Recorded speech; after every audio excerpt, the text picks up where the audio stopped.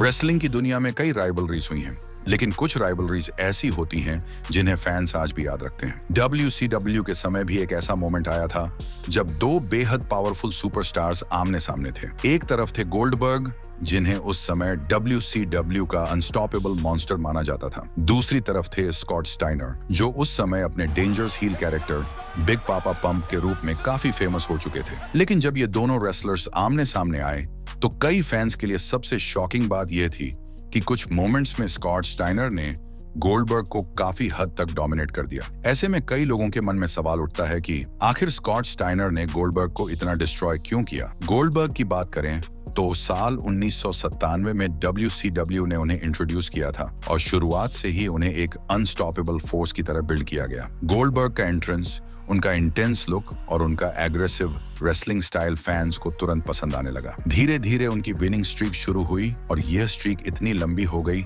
कि Goldberg WCW के सबसे डेंजरस सुपरस्टार बन गए। लगभग हर मैच में गोल्डबर्ग अपने ओपोनेंट को स्पीयर और जैकहैमर से खत्म कर देते थे। फैंस के लिए गोल्डबर्ग सिर्फ एक रेसलर नहीं थे, बल्कि डिस्ट्रक्शन की एक मशीन बन चुके थे। लेकिन इसी दौरान WCW में स्कॉट स्टाइनर का कैरेक्टर भी काफी तेजी से बदल रहा था। पहले स्टाइनर ब्रदर्स टैग टीम का हिस्सा रहने वाले स्कॉट स्टाइनर ने अपना पूरा लुक और पर्सनैलिटी बदल लिया। अब वो बिग पापा पंप के नाम से जाने जाते थे। उनके ह्यूज मसल्स, एरोगेंट एटीट्यूड और एग्रेसिव प्रोमोस ने उन्हें WCW का सबसे इंटिमिडेटिंग हील बना दिया था। स्कॉट स्टाइनर का कैरेक्टर ऐसा था जो खुद को सबसे पावरफुल रेसलर मानता था और उसे लगता था कि कोई भी उसे रोक नहीं सकता। जब WCW ने गोल्डबर्ग और स्कॉट स्टाइनर की राइवलरी बिल्ड करनी शुरू की तो फैंस को पहले से ही अंदाजा था कि ये क्लैश बहुत इंटेंस होने वाला है, क्योंकि दोनों ही रेसलर्स पावर और स्ट्रेंथ के लिए जाने जाते थे। लेकिन स्टोरी लाइन को इंटरेस्टिंग बनाने के लिए WCW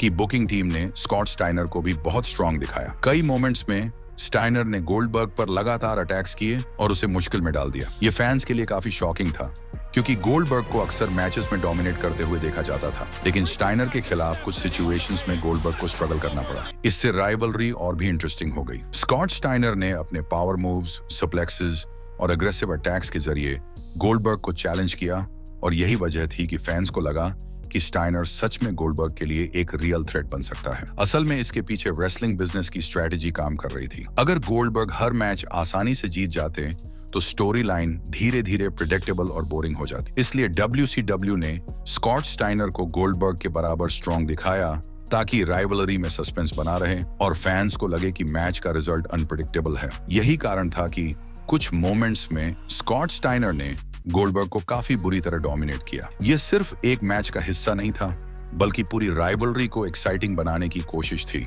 स्कॉट स्टाइनर का कैरेक्टर गोल्डबर्ग के बिल्कुल ऑपोजिट था। गोल्डबर्ग कम बोलते थे और सीधे डिस्ट्रक्शन पर फोकस करते थे, जबकि स्टाइनर एरोगेंट प्रोमोस देते थे और खुद को सबसे पावरफुल रेसलर बताते थे। यही कंट्रास्ट दोनों की राइवलरी को और भी एंटरटेनिंग बना देता था। आज जब फैंस WCW के उस दौर को याद करते हैं तो गोल्डबर्ग की विनिंग स्ट्रीक और स्कॉट स्टाइनर की इंटिमिडेटिंग पर्सनालिटी दोनों ही याद आते हैं। गोल्डबर्ग अपनी एक्सप्लोसिव पावर के लिए फेमस थे, जबकि स्कॉट स्टाइनर अपनी स्ट्रेंथ और अग्रेसिव एटीट्यूड के लिए जाने जाते थे। जब ये दोनों रिंग में टकराते थे तो मैच सिर्फ रेसलिंग नहीं रह जाता था, बल्कि दो जायंट्स के बीच पावर बैटल बन जाता था। इसी वजह से गोल्डबर्ग और स्कॉट स्टाइनर की राइवलरी आज भी रेसलिंग फैंस के बीच चर्चा का विषय बनी रहती है। यह राइवलरी हमें यह भी दिखाती है कि रेसलिंग में सिर्फ जीत या हार ही मायने नहीं रखती, बल्कि कहानी और राइवलरी भी उतनी ही इंपॉर्टेंट होती है। और शायद यही कारण है कि WCW के उस दौर के ऐसे मोमेंट्स आज भी फैंस को याद रहते हैं। अगर आप भी गोल्डबर्ग और स्कॉट स्टाइनर की राइवलरी को पसंद करते हैं तो कमेंट में हमें जरूर बताइए कि आपके हिसाब से WCW के समय सबसे पावरफुल रेसलर कौन था।